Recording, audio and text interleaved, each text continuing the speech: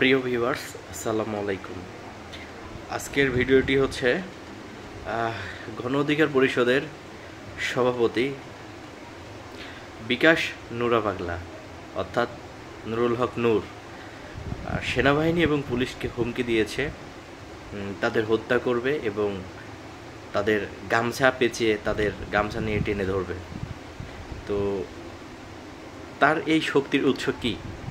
সে সেনাবাহিনীর মতো একটি বাহিনীকে এত বড় হুমকি দেয়, তারপরে বাংলাদেশের পুলিশকে সে দেখে নেওয়ার হুমকি দেয়। তার এই ক্ষমতার উৎস কোথা থেকে আসে? আর সে কেনই বা হঠাৎ করে সেনাবাহিনী পুলিশকে এমন হুমকি ধামকি দিল? নূর রাজনীতির শুরু হচ্ছে তার বাংলাদেশ ছাত্রলীগ থেকে।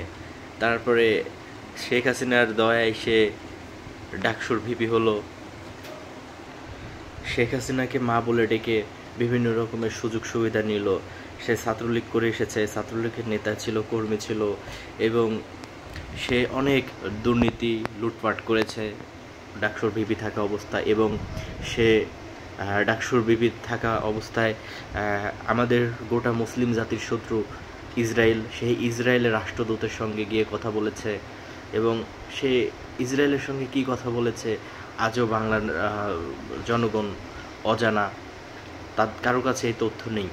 অবশ্যই সে বাংলাদেশকে একটি রসাতলে নিয়ে যাওয়ার জন্য একটি ষড়যন্ত্র করেছিল, বৈঠক করেছিল। কারণ যেখানে গোটা মুসলিম জাতি ইসরায়েলকে ঘৃণা করে, কিন্তু সেখানে নূর ইসরায়েলি রাষ্ট্রদূতের সঙ্গে সুন্দরভাবে আলাপ আলোচনা করে এসেছে।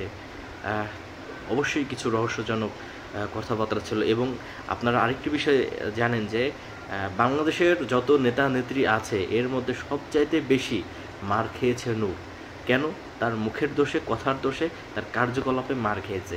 বিগত সময় ছাত্রলীগ তাকে পিটিয়েছে, বিএনপি পিটিয়েছে, তারপরে জামায়াত পিটিয়েছে, এনসিপি পিটিয়েছে এবং সেনাবাহিনী তাকে পিটিয়েছে তার সন্ত্রাসী কর্মকাণ্ডের জন্য, তার কথাবার্তার জন্য, তার লাগামহীন আচরণের জন্য। এই নূরের মতো ছেলেরা যখন বাংলাদেশের একটি রাজনৈতিক দলের নেতা হয়, এর চেয়ে বড় কলঙ্কের আর কিছু থাকে না। কারণ নূরের মতো ছেলে একটি দলের প্রধান হয়, সে আবার বাংলাদেশে রাজনীতি করে প্রধানমন্ত্রী, রাষ্ট্রপতি, মন্ত্রী, এমপি হওয়ার স্বপ্ন দেখে। এগুলো আমাদের জন্য অনেক লজ্জাজনক। নূর জাতীয় পার্টির কার্যালয়ের সামনে কাকরাইলে সেদিন মার খেয়েছিল তার সন্ত্রাসীমূলক কর্মকাণ্ডের জন্য, মব সৃষ্টি করার জন্য। কারণ বাংলাদেশের সেনাবাহিনীর প্রধান ওয়াকারুজ্জামান বলেছে যে কোথাও কোনো রকমের মব হতে দেওয়া যাবে না, মব সৃষ্টি করতে দেবে না তিনি।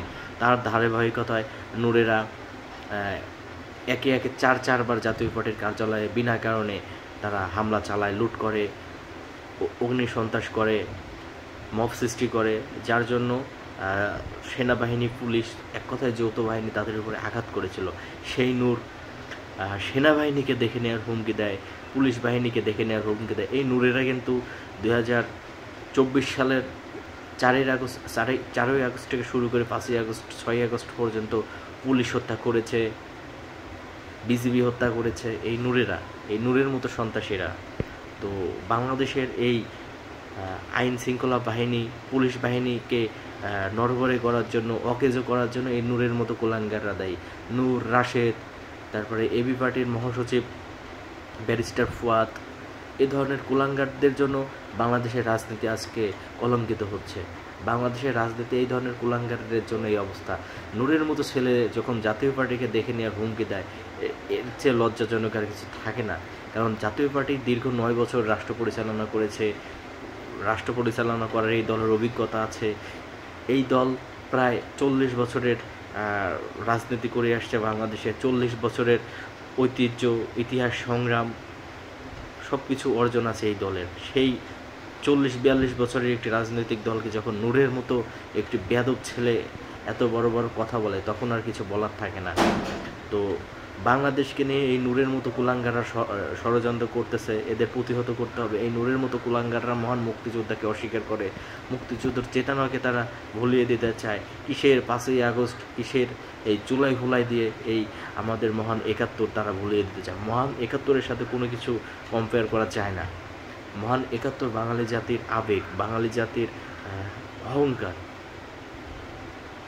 লক্ষ মা বোনের ইজ্জত, লাখো বাঙালির রক্ত দিয়ে কেনা এই মহান ৭১, এই স্বাধীনতা, তারা এই স্বাধীনতার সার্বভৌমত্ব নষ্ট করতে চায়। বাংলাদেশকে পাকিস্তান বানাতে চায়, ইসরায়েল বানাতে চায়। তারা বাংলাদেশের জনগণ যতদিন আছে তারা কখনোই বাংলাদেশকে পাকিস্তান, ইসরায়েল হতে দেবে না। এবং আমাদের সাধারণ বাঙালিদের উচিত, সাধারণ নাগরিকদের উচিত এই নুরেদের মতো এই সমস্ত বেয়াদব কুলাঙ্গারদের রাজনীতি করতে বাধা দেয়া, কারণ তারা দেশের শত্রু, জাতির শত্রু। তো যে যেখান থেকে ভিডিওটি দেখছেন অবশ্যই বেশি বেশি করে শেয়ার করবেন এবং ইউটিউব চ্যানেলটি সাবস্ক্রাইব করবেন। আর আরেকটি কথা বলে রাখি, নূরদের কখনোই আশ্রয় প্রশ্রয় দেওয়া যাবে না। নূরদের মতো এই বেয়াদব বেহায়াদের আশ্রয় প্রশ্রয় দিলে তারা মাথায় চড়ে বসবে। তো ভালো থাকবেন, সুস্থ থাকবেন। আসসালামু আলাইকুম।